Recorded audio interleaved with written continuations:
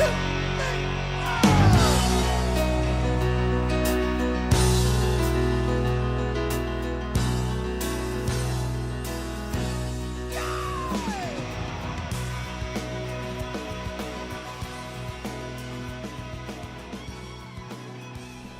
good morning. Welcome back to the Broadcast Retirement Network.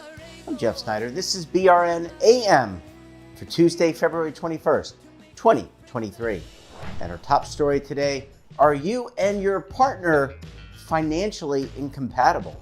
And joining me now to discuss this and a lot more, Tara Falcone is the CEO and founder of Reason. Tara, it's great to see you. It's been a while. Thanks so much for joining us on the program this morning. Yeah, it's great to be back on. It's been a little while. It has been a little while, and that's unfortunate for us. But here we are. You know, it makes absence makes the heart grow fonder. All right, let's talk about it. Financial incompatibility between couples. And look, last week we celebrated Valentine's Day. It was a great time for couples to celebrate their love and warmth for each other. But we're not always financially compatible, Tara, are we? No, we're not. And I think that that's definitely a dimension of someone that's really missing from their, dating app profile that people aren't like, oh, I'm a spender, I'm a saver, I'm a stacker. Like nobody's really putting that, like how they manage money on their public profile. And so when you're swiping right on, relatively superficial things, and then forgetting to get into that conversation as you're starting to get to know someone, it's, highly likely that you'll end up kind of being incompatible and possibly finding some of those issues out down the line when you're like, well, I already love this person, but boy, we see money very differently. Yeah, and look, I mean, you had these conversations it's been a while since I've dated, and by the way, not a very good dater, but there are questions you ask when you're across the table from someone at dinner, having drinks, and things like do we want children? Do you want to own a house? What kind of job? What's your career like? And it seems to me that broaching this conversation later on as you're committing to somebody makes a lot of sense. It definitely does. And I think that we, often when we're talking about those big aspirations, we talk about, them in kind of the intangible sense, right? But the reality is that kids, a house, all of those things cost a lot of money. And so when you don't actually speak to your partner about, how much they earn, like how much do they have in assets? Like what's their savings rate? Like all of those kinds of things that are the means to those end, right? To be able to afford a house or have children and live the lifestyle that you want. There's a missing piece there. And so it's really important to talk to your partner about that. And I highly recommend doing that earlier than later. Yeah, and we're not advocating for Tinder to have a file upload where you can load the last 5 years of your IRS returns, right? I mean, this is more of although that does make a lot of sense. Your credit score, your debt to equity ratio. But in all seriousness, how do you broach that conversation? Because it is sensitive. It's like sex, politics, religion, finances. Hard to talk about those things. Yeah, and I'm definitely not advocating for that either. I think that we as human beings are so much more than our credit score, right? So just to be clear about that, but I think there are a lot of interesting ways you can just sort of bring that up. You can either use me statements or I statements, say like, hey, I'm thinking about doing this. I'm thinking about making this change in my 401k. Like, what do you think about that? And that's an interesting way of gauging someone's level of like financial literacy and awareness, or like, what do you do, right? And so like kind of making it more about like, I'm asking you for help or insight here. But also doing like a little digging while I'm doing that. So that's an interesting way, or bringing up conversations about like how your family maybe has managed money or spoken about money in the past and asking what their experience has been. All of those ways are okay ways to bring them up. I definitely wouldn't start that conversation with like, what's your salary? Like that's not the way to go, as that can be a really sensitive subject for many reasons. But I think there are ways of kind of, tying it into the goals that somebody may have and into their like previous life experiences that would be an okay way to open those doors. Yeah, and I like that you brought up the asset allocation conversation. As a retirement network, that to me, look, financial literacy is important, and a lot of us don't have it, and you have to work to maintain it, and it seems like that's a kind of, I don't know if you would ask, let's talk about what is actually part of a mutual fund. I don't think you have to go to that level, but really kind of getting an understanding, hey, how do you allocate your 401k plan? Do you go in the target date funds? what do you do for your employee benefits? Yeah, exactly. Or like, do you think the 60/40 portfolio is dead too? Like, like kind of like bringing up these, these kind of headlines in the zeitgeist about, just getting their perspective on what's going on. And I think that just asking some of those simple questions can give you a pretty solid sense of just how much somebody pays attention to their money. I think that's a really interesting barometer for, how compatible you may be. It's like, if you're either somebody that's in your bank account, investment account, kind of seeing where you are, tracking your net worth, versus somebody that like avoids all of that, doesn't want to look at it, there's a pretty high likelihood you're not going to be compatible. You're not going to want to like even talk about finances, let alone see eye to eye on how, you should be spending or investing your money. Yeah. Look, Tara, you have designed apps for your businesses. I still think there's room there to reach out to Tinder, JDate, and some of the other ones. I'd say go for it. I need to take a very quick break. When we come back, we're going to talk about petflation. Look, we're all feeling the effects of inflation. Our pets may be as well. You're going to want to stay tuned right here on BRN AM.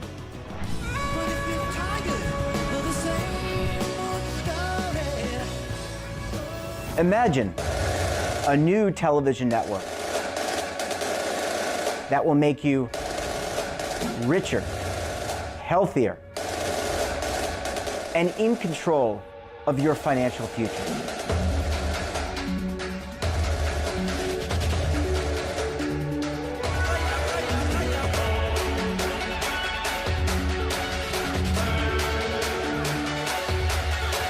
This network is for the policewoman in Nashville, Tennessee, the baker in Dubuque, Iowa, the teacher in Lexington, Kentucky.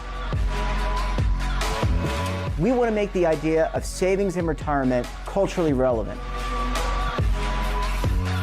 But what do you see as a defining issue of the midterms? Especially for the smaller businesses. I mean, they are the lifeblood of the American economy.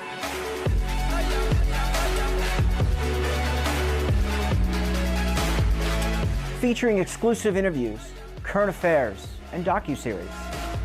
33 years old, you retired early. The philosophy is money only matters if it helps you live a life that you love. But you got to start thinking about retirement as soon as you get in. The Broadcast Retirement Network will drive very high engagement with premium partnerships. So this isn't retirement and savings for your parents or grandparents. This is for all Americans. And we're going to change the way you think about money.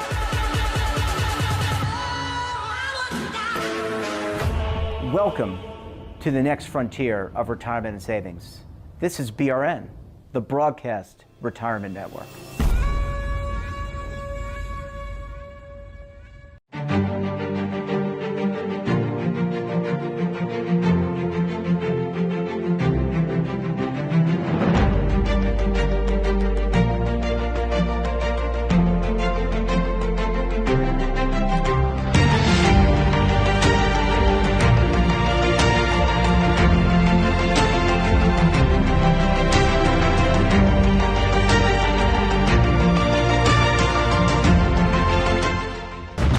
Tax audits, tax liens, wage garnishments. Every day we hear stories like this about good folks who are simply struggling to pay their bills.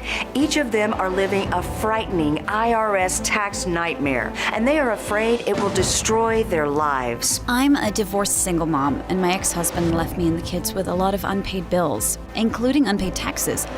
I was really starting to show my stress on my kids because the IRS had sent me a letter demanding a huge payment from me. I couldn't afford it. So then the IRS was threatening to garnish my wages. I'm already living paycheck to paycheck. That would have put me over the edge financially. It truly seemed hopeless, but then a friend at work told her to call the tax relief line. The people at the tax relief line, they told me about something called innocent spouse relief. They worked it out so that all of the taxes from my ex are not my problem. I don't know how that works, and I don't care.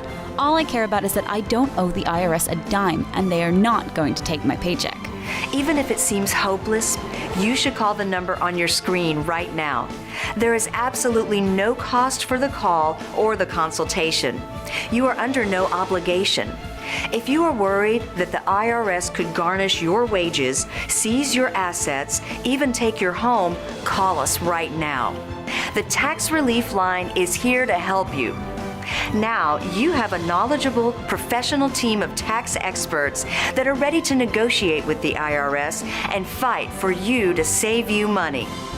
The Tax Relief Line's professionals have successfully negotiated thousands of cases, reducing and sometimes even eliminating the tax debt for their clients. It's very easy to get started. Simply call the number on your screen right now. You don't have to live in fear anymore. The call and the consultation are free. Well, Tara, thanks so much for staying with us this morning. Really appreciate you hanging around for segment number 2. Yeah, of course. I'm happy to be here, especially when it comes to talking about pets. Absolutely. We need to do more pet friendly programs.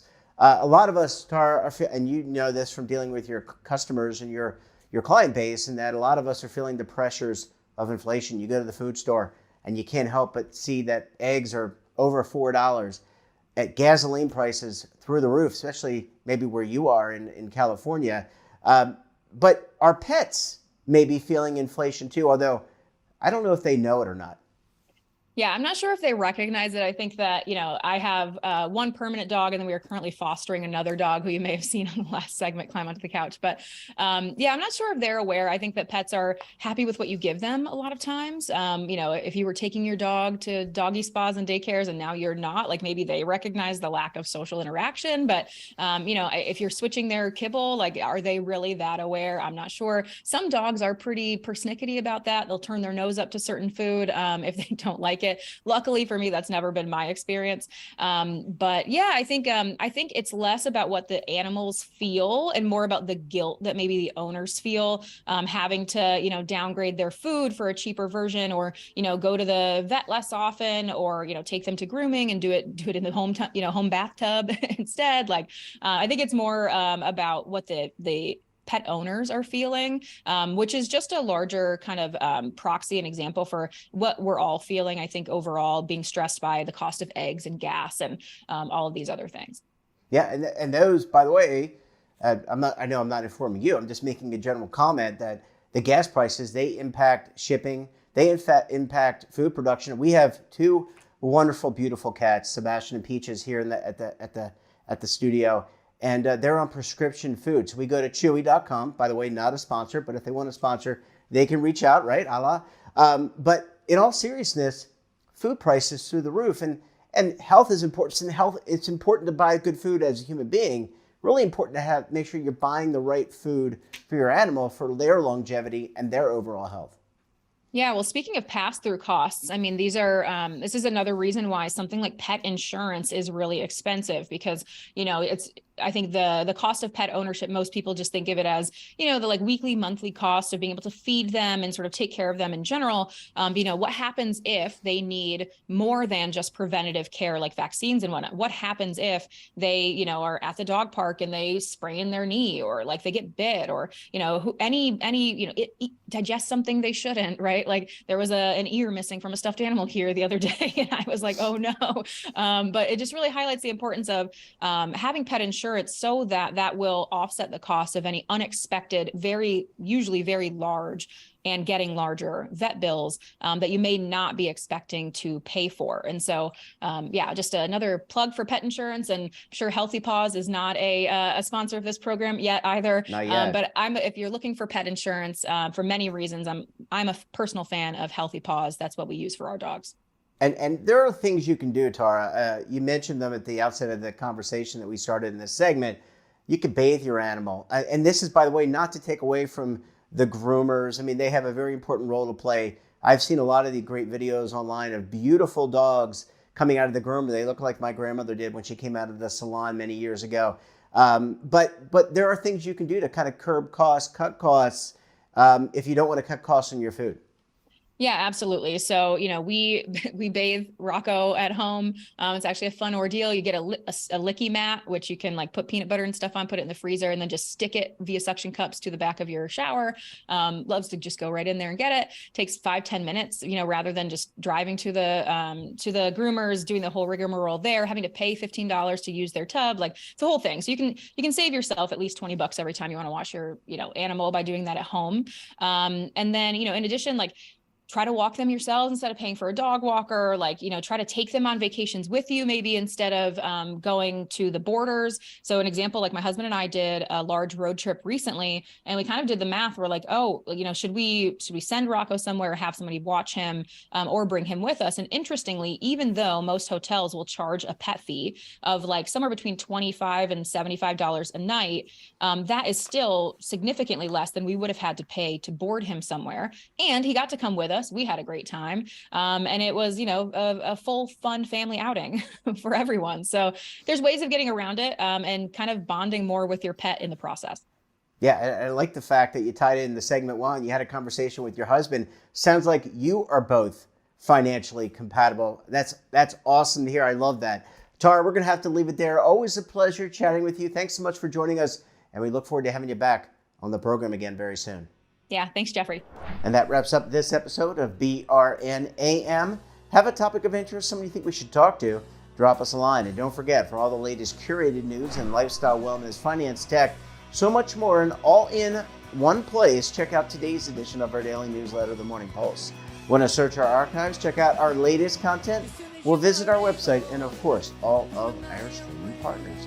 We're back again tomorrow for another edition of BRN AM. Until then, I'm Jeff Snyder. Stay safe, keep on saving, and don't forget, roll with the changes.